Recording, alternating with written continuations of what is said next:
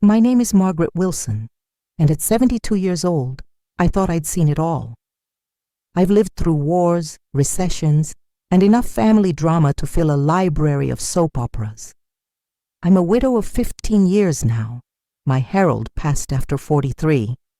Beautiful, challenging, and sometimes maddening years together. We raised 3 children who gave us 6 grandchildren, all of whom I adore, or at least I thought I did until 3 months ago. I've spent my entire life putting others first.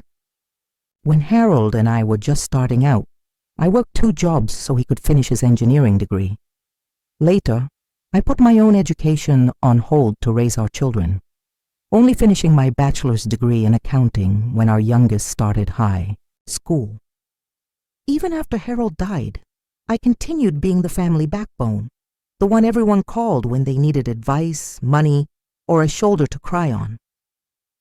My modest suburban home just outside of Phoenix has been the gathering place for Sunday dinners for decades. It's where my grandchildren learned to bake cookies, where my children sought refuge during their divorces, and where I've spent countless nights worrying about everyone but myself. I live on a fixed income now, Harold's pension, my Social Security, and the small retirement fund we managed to build. It's not much, but it's enough for me to live comfortably if I'm careful. I've never been one for extravagance anyway. My biggest splurge is my garden, where I grow vegetables that I share with neighbors and family. But here's something nobody knows. I have a secret. 20 years ago, when Harold got a substantial bonus at work, instead of spending it all on a family vacation like he wanted, I convinced him to let me invest half of it. Harold trusted me with our finances. He always said I could squeeze a dollar until it screamed for mercy. Over 2 decades, I grew that money quietly, never touching it, just letting it build. It wasn't much by rich folks' standards, about $87,000, but it was my safety net, my just-in-case fund that nobody else knew about. Not even my eldest grandson, Jason. Jason has always been special to me. He was my first grandchild, the one who made me a grandmother at 48. I still remember holding his tiny body, marveling at his perfect fingers and toes, promising him silently that I would always be there for him. And I have been. When Jason's parents, my daughter Diane and her husband Paul, went through their bitter divorce when he was 12, I was the one who made sure he still had Christmas presents and birthday celebrations. When he struggled with math in high school, I paid for a tutor out of my grocery budget. When he got accepted to Arizona State University, I was the proudest grandmother at the ceremony, tears streaming down my face as he walked across the stage in his cap and gown. He graduated 2 years ago with a degree in business administration, not the most practical degree in today's economy, but I was still proud.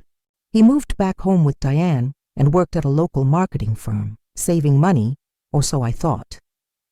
It was on a Tuesday morning when he called me, his voice carrying that special tone he used when he wanted something.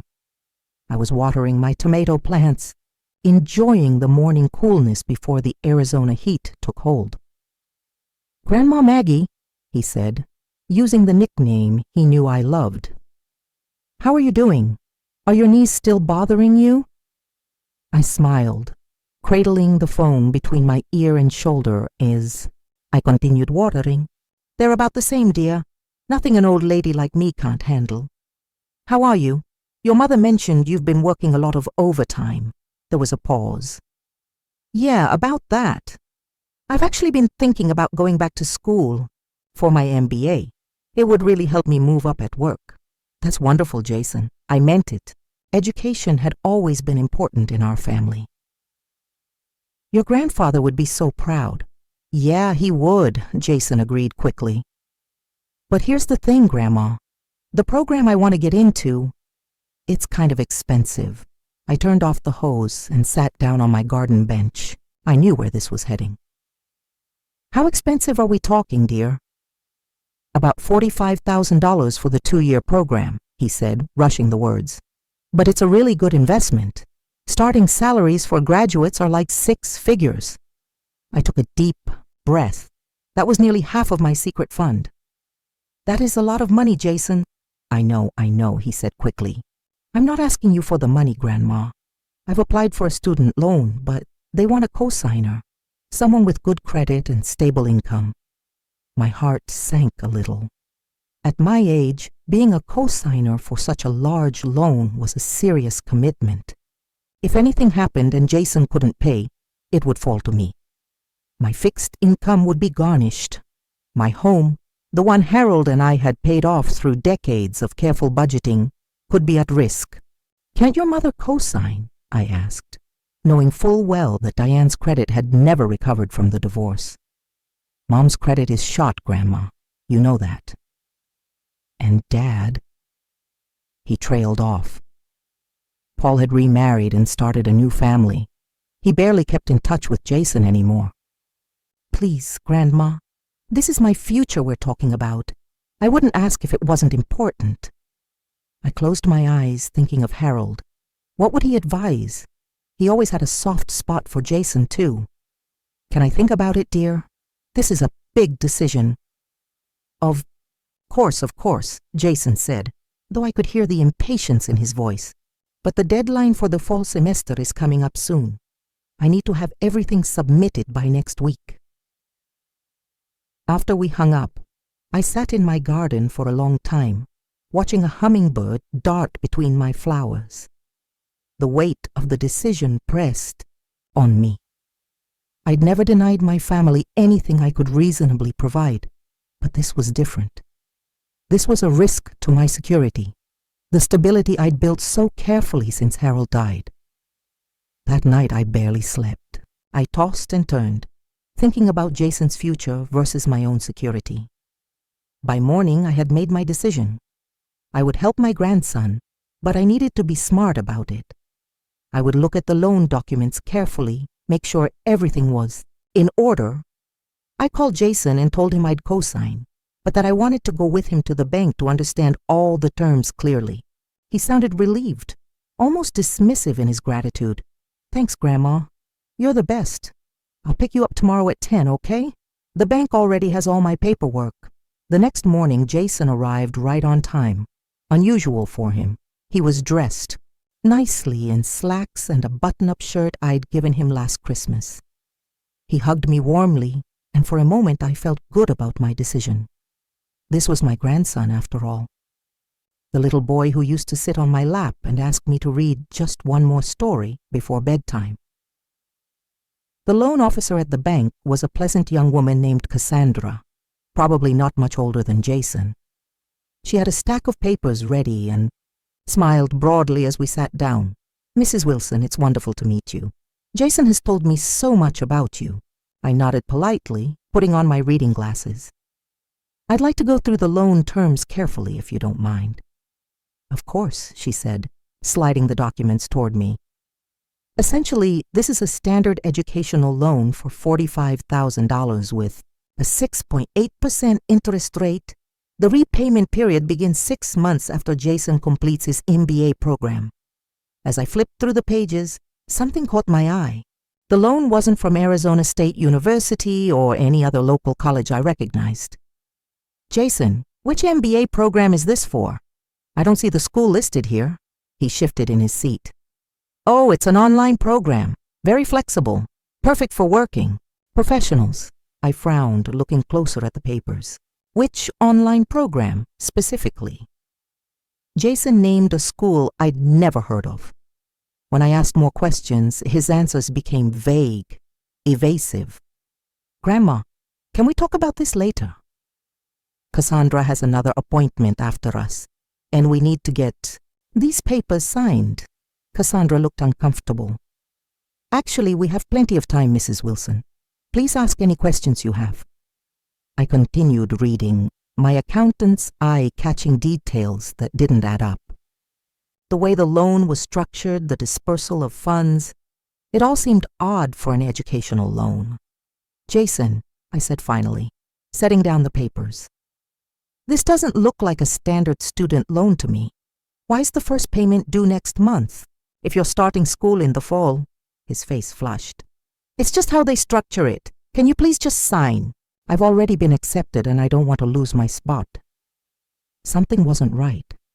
I could feel it in my bones, the same way I could feel rain coming before the clouds gathered. "I think I need more time to review these documents," I told. "Cassandra, perhaps we could reschedule." Jason's demeanor changed instantly.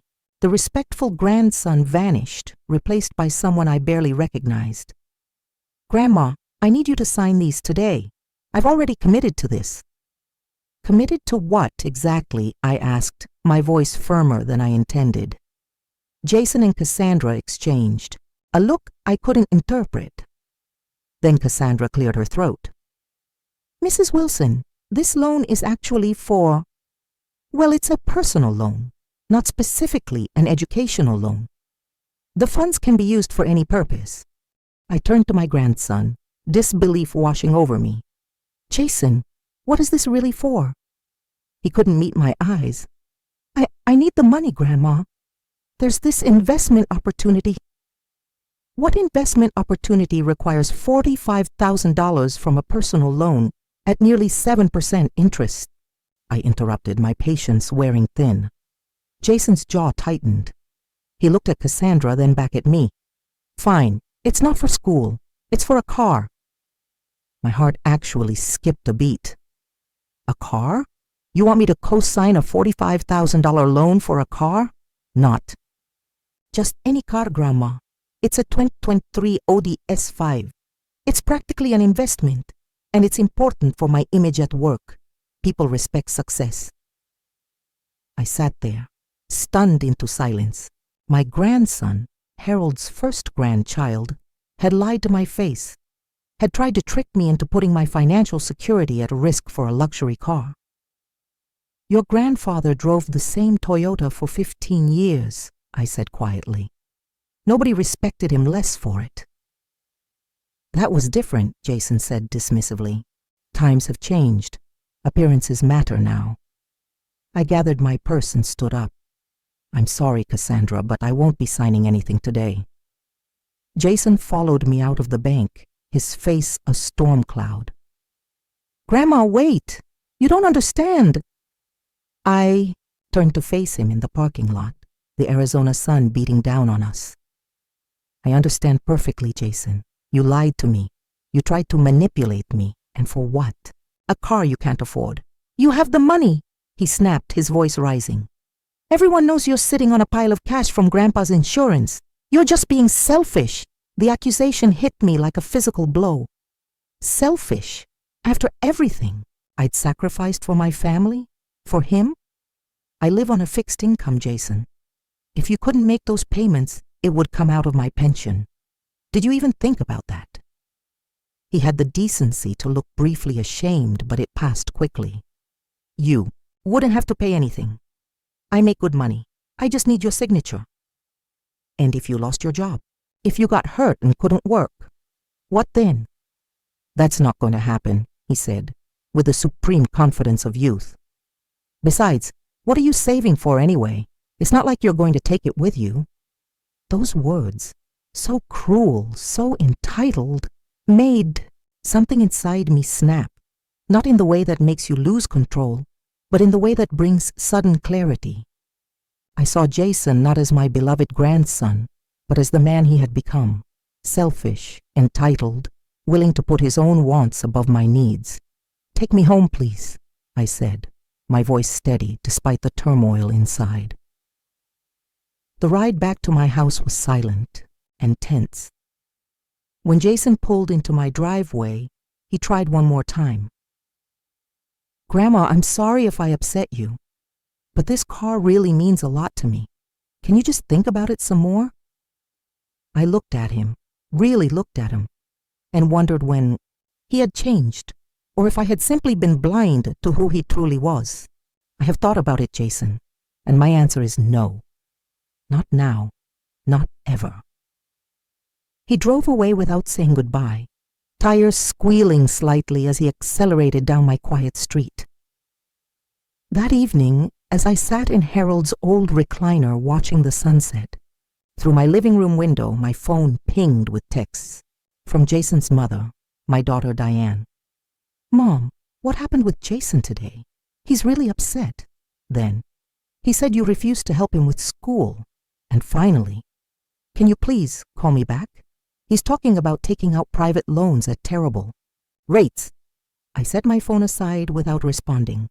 The betrayal was still too fresh, the hurt too deep, not just from Jason's deception, but from the realization that my own daughter had no idea who her son had become, or worse, knew and expected me to bail him out anyway. The next morning, I called my financial advisor, a sensible woman named Patricia, who had helped me manage my investments since Harold died. "Patricia," I said when she answered, "I need to know how quickly I can access my special account." There was a pause. Patricia knew about my secret fund. She was the only one who did. "All of it, Margaret. Is everything okay?" "Yes, all of it. And no, everything is not okay, but it will be." We scheduled an appointment for that afternoon. By the time I left her office, I had a cashier's check for $85,732.19, the full amount of my secret fund plus the recent gains. It was slightly terrifying to hold that much money in my hands, the culmination of 20 years of careful saving and investing. But I also felt something else: power. For the first time in decades, I was about to make a decision that was entirely for me. Not for my children, not for my grandchildren, not for anyone else's benefit or approval. 3 days later, I took a cab to the same Audi dealership where Jason had been shopping.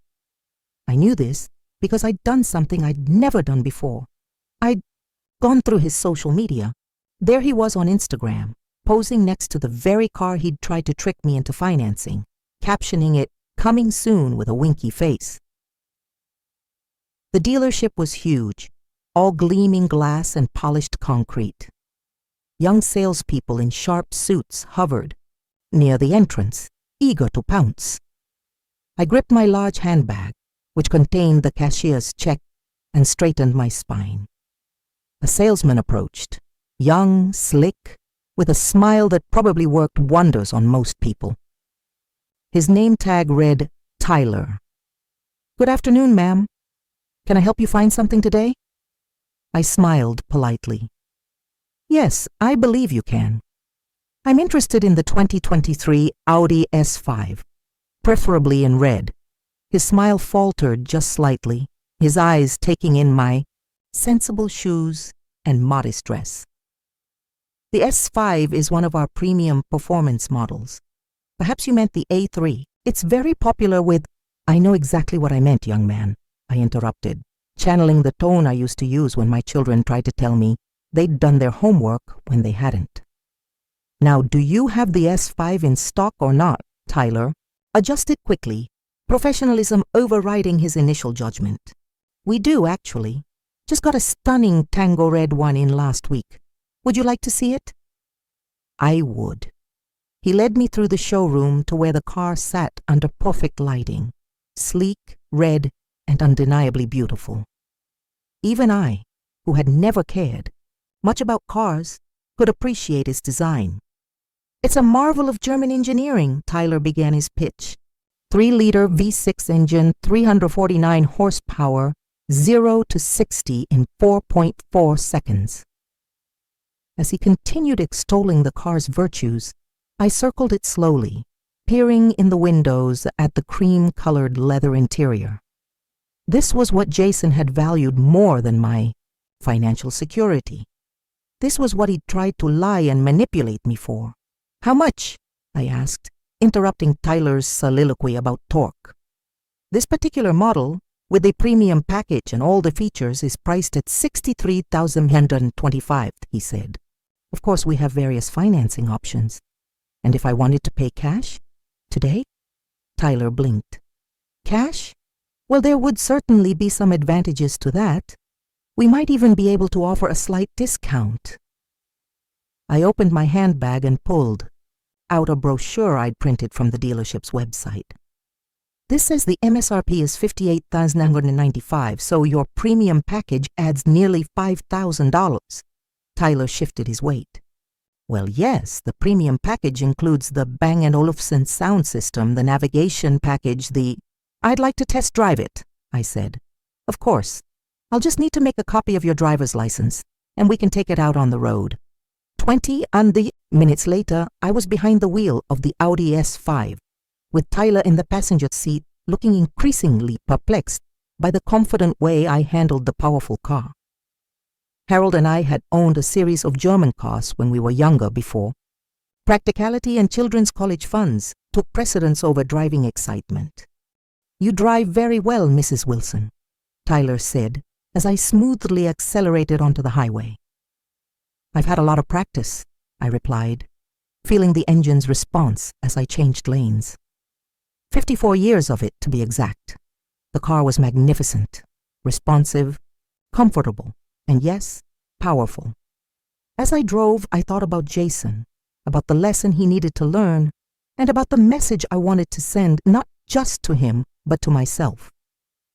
When we returned to the dealership, I parked the car precisely in its spot and turned to Tyler.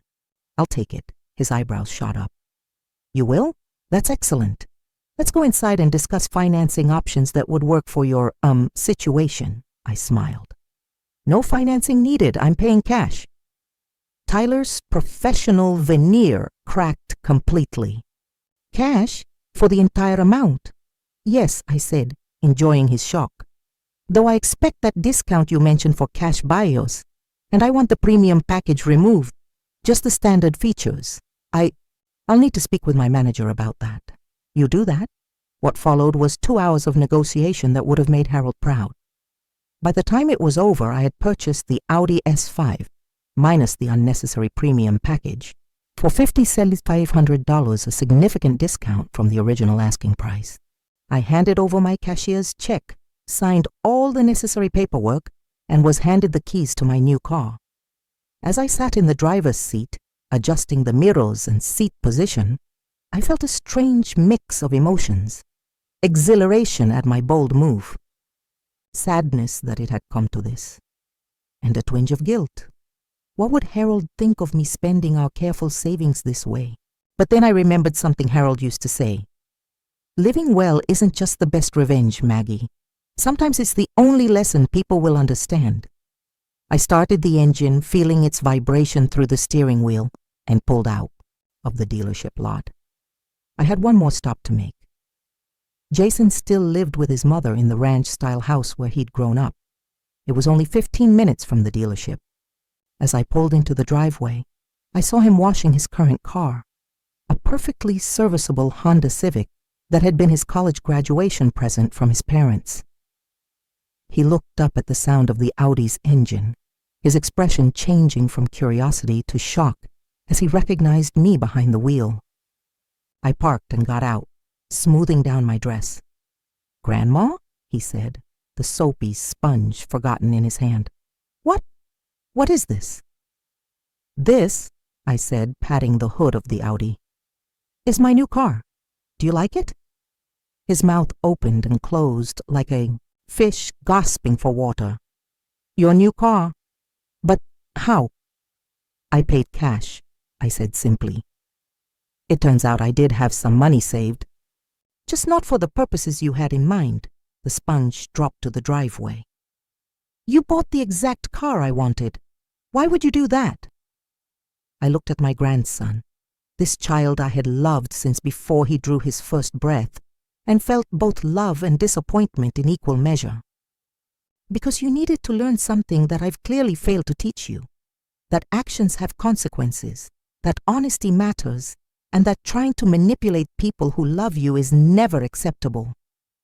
"But no, Jason. Let me finish. You tried to trick me into putting my financial security at risk for your want. Not need, want. You lied to me, attempted to use my love for you as a weapon against my own interests. And when caught, you called me selfish. That hurt more than you can possibly know." His face flushed with shame finally. "Grandma, I'm sorry. I I know you're sorry now, I said, my voice softening slightly. But sorry after being caught isn't the same as making better choices to begin with. Jason stared at the car, then at me, his expression a mixture of embarrassment and disbelief. So you bought this car just to… what? Show me up? Make me feel bad? I shook my head. No, Jason. I bought this car because for once in my life I decided to do something for myself, something that would make me happy. The fact that it happens to teach you a valuable lesson is, let's call it a bonus feature. From inside the house, I could see Diane peering through the window, clearly confused by the situation unfolding in her driveway. A moment later, she emerged, wiping her hands on a kitchen towel. Mom? What's going on? Whose car is that? It's mine, I replied calmly, watching her eyes widen just as Jason's had. Yours? But you don't even like fancy cars. You've been driving that old Toyota for years.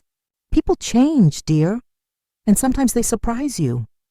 I turned back to Jason. I paid cash for this car, with money I've been saving for 20 years. Money that was supposed to be my safety net for medical emergencies or long-term care. I spent it because I realized something. Life is short, even when you live to be 72. And I'm tired of putting everyone else's needs and wants ahead of my own.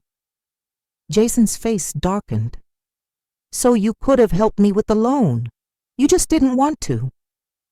That's right, I said, not unkindly.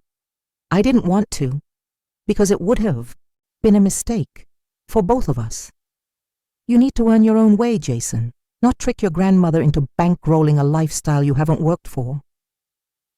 Diane looked between us, confusion giving way to understanding. Jason, what did you do? Before he could answer, I said, he tried to get me to co-sign a loan by telling me it was for his MBA. It was actually for this exact model of car.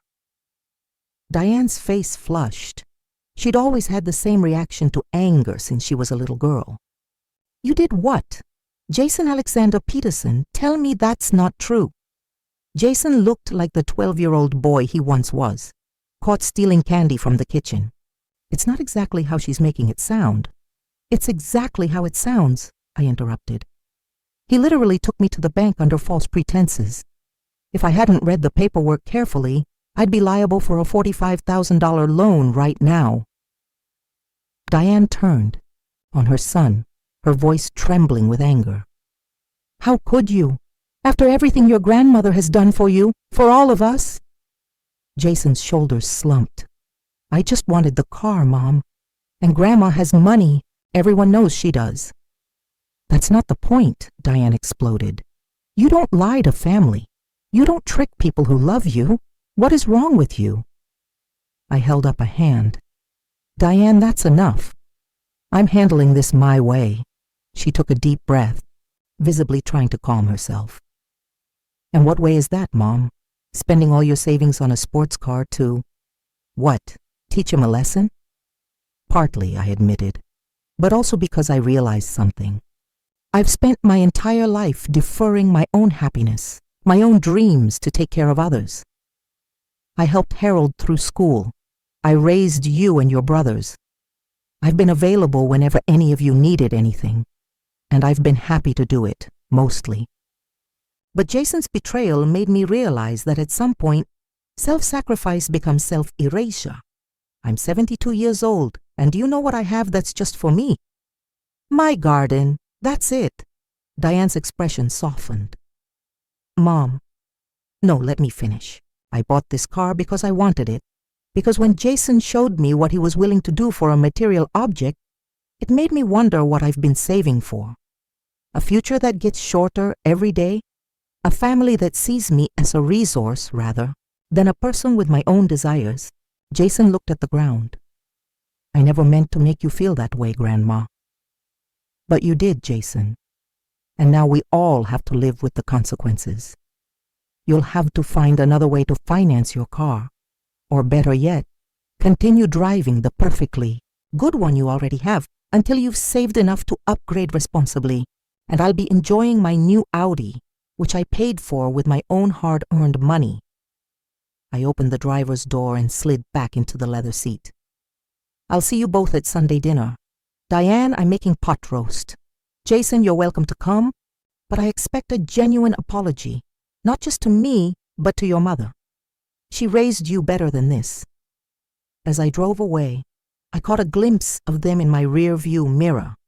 Diane with her arms crossed, likely reading Jason the Riot Act. Jason staring. After my new car with an expression I couldn't quite interpret. The drive home was exhilarating. I took the long way, opening up the engine on a stretch of empty highway, feeling the car surge forward like a thoroughbred given its head. Harold would have loved this car. He always did have an eye for quality machinery. When I pulled into my driveway, my next-door neighbor Martha was watering her front flowers. Her mouth fell open when she saw the car. "Margaret Wilson, what on earth?"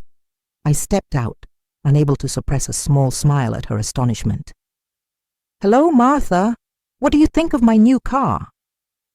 Martha, a 78-year-old widow who still dyed her hair the same auburn shade she'd worn since the 1960s, circled the Audi with reverent steps. It's certainly not a Toyota Camry. Whatever possessed you?" "Life's too short to always be practical, don't you think?" Martha laughed, a rich, full sound that reminded me why we'd been friends for over 30 years. "Well, I never thought I'd hear those words from you, of all people. Harold must be doing somersaults in his grave." "Actually," I said, thinking of my late husband's adventurous spirit, "I think he's cheering me on." Martha nodded thoughtfully. "You know, you might be right about that. That man adored you." She gestured toward the car. "So, are you going to tell me what really prompted this unexpected purchase? Or do I have to ply you with wine first?" "Wine would definitely help," I admitted. "Come over at 7? I'll tell you everything." I wouldn't miss it for the world. Later that evening, after sharing the whole sordid tale with Martha over glasses of Pinot Noir, I sat alone in my garden, watching the stars emerge in the desert sky. The night was warm, with the scent of jasmine hanging in the air from the vine that climbed my back fence. I thought about the look on Jason's face when he saw me in that car, the shock, the disbelief, but also beneath it all, something that might have been respect, not for the car itself, but perhaps for the boundary I'd finally drawn. My phone pinged with a text message. It was from Jason. "Grandma, I'm really sorry. What I did was wrong. Can we talk tomorrow?" I typed back. "Yes, come for lunch at noon."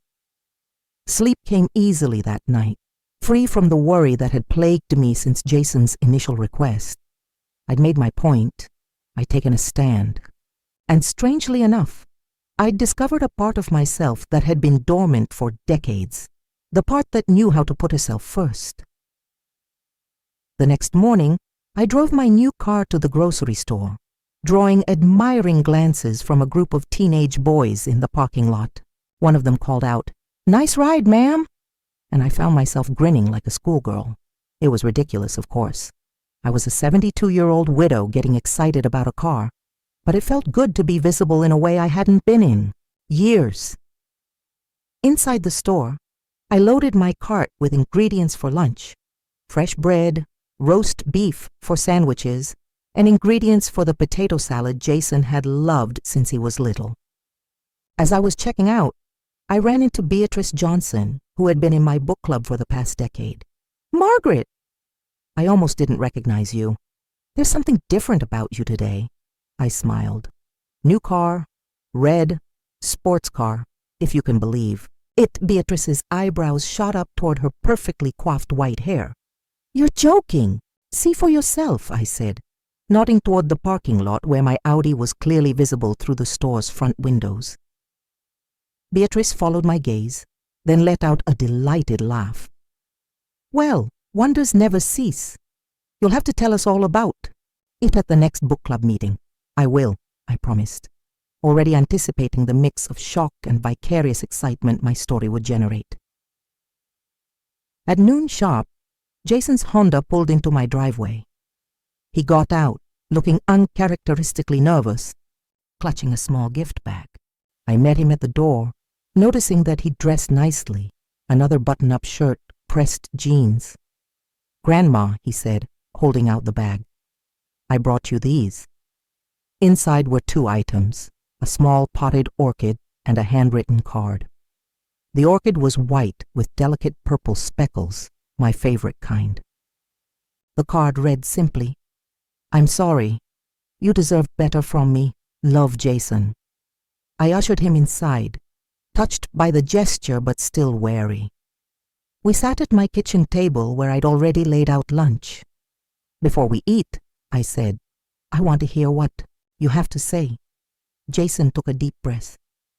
"I've been thinking a lot about what happened, about what I did, and I'm ashamed, Grandma. Really ashamed. Mom read me the riot act after you left.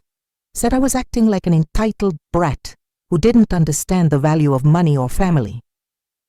"And what do you think?" I asked, keeping my voice neutral. "I think she's right," he admitted, looking me in the eye for the first time since he'd arrived. "I was so focused on getting what I wanted that I didn't think about how it would affect you, or about what it said about me as a person. That's not who I want to be." I nodded, seeing genuine remorse in his expression. "And what do you plan to do now?" "About the car you wanted, forget about it," he said firmly. "Mom helped me run the numbers, and she was right. I can't afford it. Even with a loan, the insurance would kill me. I'm going to stick with my Honda for now and keep saving. Maybe in a few years." "That sounds like a wise plan," I said, serving him a sandwich. "The thing about delayed gratification, Jason, is that when you finally get what you've worked for, it means so much more." He glanced out the window at my Audi, parked in the driveway. "Is that how you feel about your new car? Like you earned it?" "Yes," I said without hesitation. "I earned it through decades of careful saving, making wise investments, and frankly, putting myself last. It represents something important to me now, the freedom to please myself without asking permission or worrying about everyone else's approval." Jason nodded slowly. "I get that. And for what it's worth, it suits you. You look different, happier." I am happier, I realized aloud. Not because of the car itself, but because of what it represents. I've spent my entire adult life being sensible, practical Margaret. Always available, always reliable, always putting others first. It feels good to surprise people, to surprise myself. We ate in companionable silence for a while. Then Jason asked, Would you maybe take me for a ride in it after lunch?" I smiled. "I'd like that." After lunch, we went out to the Audi. I handed Jason the keys. "You drive." His eyes widened. "Really? You'd trust me with it?" "I trust you to learn from your mistakes," I said. "Besides, I have excellent insurance." The joy on his face as he settled behind the wheel reminded me of the little boy who had been so thrilled with the bicycle Harold and I had given him for his 8th birthday. He handled the car carefully, with a reverence that showed he understood its value. We drove through the neighborhood and out towards the mountains that ringed the valley. The car purred along the winding roads, responding to Jason's careful handling. "This is amazing, Grandma," he said, his eyes never leaving the road. "Thank you for letting me drive it." "You're welcome." I looked out at the desert landscape, the saguaro cacti standing like sentinels against the blue sky. "You know, your grandfather and I had dreams of traveling after he retired. We were going to buy an RV, see all the national parks. But then he got sick, and those dreams had to be set aside." Jason glanced at me briefly. "Do you still want to do that? Travel, I mean?" I considered it. "Yes, I think I do. Not in an RV, though. I think I'll fly to the places I want to see. Rent a car when I get there." I patted the dashboard. Maybe not quite as flashy as this one, but something fun to drive. Where would you go first? The Grand Canyon, I said without hesitation. Harold and I always talked about it, but somehow we never made it there, despite living just a few hours away. Jason nodded. You should do it, Grandma. Life's too short not to. I smiled at hearing my own words echoed back to me. You're right. About that. A week later, the story of my new car had spread throughout the family. My sons called, concerned that I'd lost my mind or was having some kind of late-life crisis. My other grandchildren thought it was hilarious and cool that their grandmother was driving a sports car. My friends were divided between those who thought I was being reckless and those who secretly wished they had the courage to do something similar. But the most surprising reaction came from Diane, who showed up at my door on a Saturday morning dressed in hiking clothes. Mom, she said, when I answered, get dressed. We're going on an adventure. What kind of adventure? I asked, eyeing her sturdy boots and backpack. The Grand Canyon kind, she replied with a grin. Jason told me it's on your bucket list. I've booked us a helicopter tour for this afternoon and a room at a lodge for tonight. We'll drive back tomorrow. I was speechless. But I can't just leave. I have plants to water and Martha said she'd take care of the plants. Diane interrupted. And as for anything else, it can wait. Come on, Mom. Your new car inspired me. Life's too short to put things off, right? An hour later, we were heading north in my Audi, with Diane behind the wheel and me in the passenger seat, a small overnight bag in the trunk. The day was perfect. Clear skies, warm but not hot, with a gentle breeze that carried the scent of desert sage.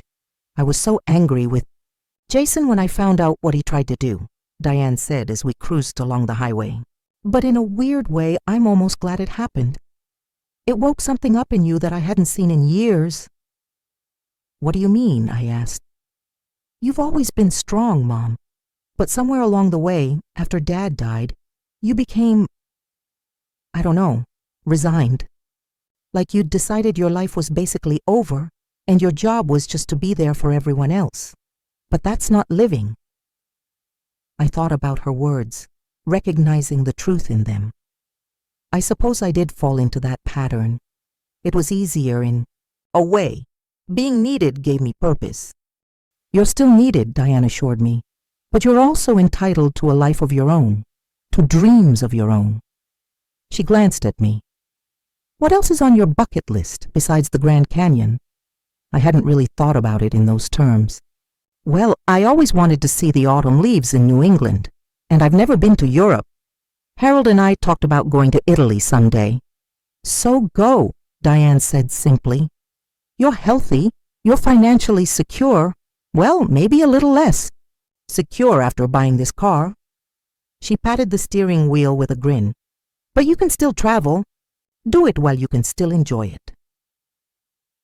The helicopter tour of the Grand Canyon that afternoon was breathtaking. Seeing the massive expanse from above, the Colorado River winding through layers of red and orange rock laid down over millions of years, gave me a perspective I hadn't expected. My problems, even Jason's betrayal, seemed small in comparison to this ancient, enduring landscape. That evening, as Diane and I sat on the lodge's terrace watching the sunset paint the canyon walls in the deepening shades of red and purple, I felt a profound sense of peace and possibility. Thank you for this, I told my daughter. It means more than I can say. She squeezed my hand. You're welcome, and I'm sorry. For what? For taking you for granted, for expecting you to always be there for everyone else, without considering what you might want or need. She looked out at the canyon. We all did it, I think. Got used to you being the strong one, the one who held everything together.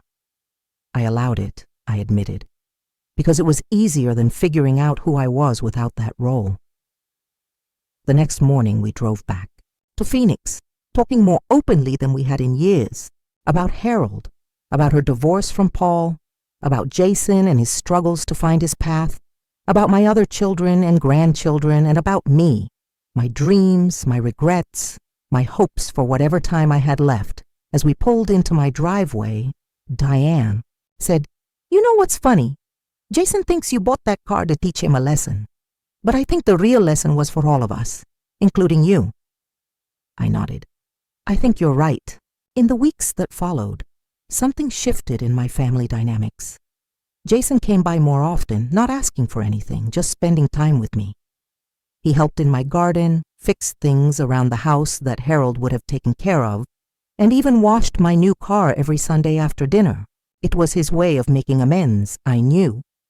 But it was also something more, a genuine attempt to connect with me as a person, not just as a grandmother. My other grandchildren started calling more frequently too, asking about my life rather than just telling me about theirs.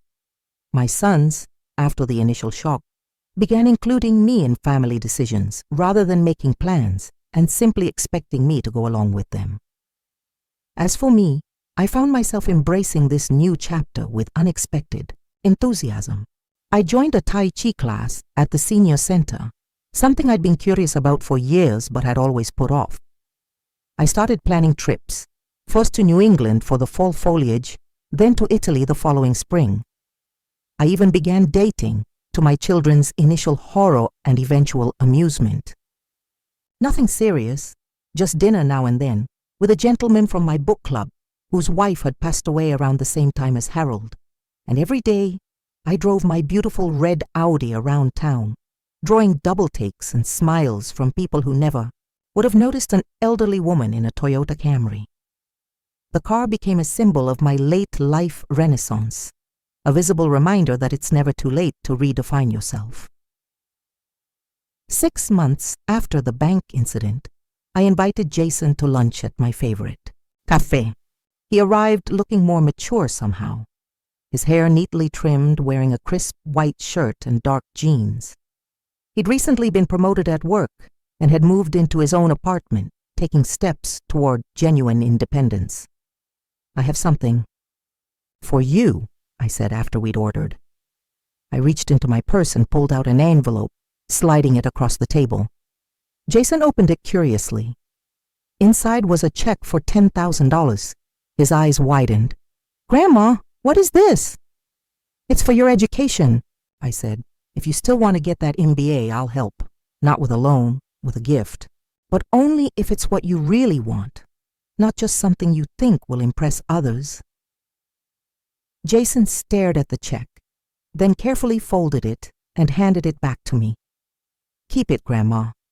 I appreciate the offer, more than I can say, but I need to do this my way. I've been accepted to ASU's part-time MBA program.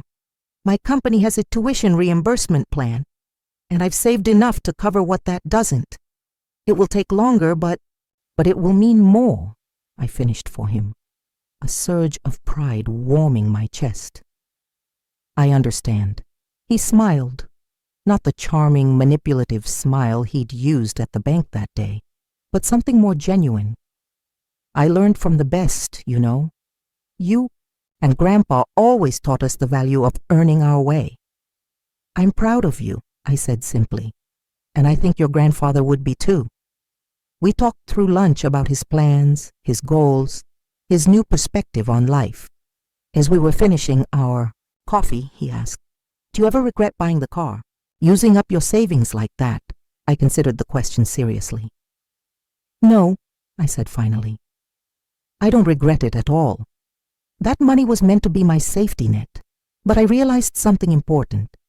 Security isn't just about having money in the bank. It's about having the courage to live authentically, to make choices that honor who you are and what you value. Sometimes, the most secure thing you can do is take a risk." Jason nodded slowly. "I think I'm starting to understand that."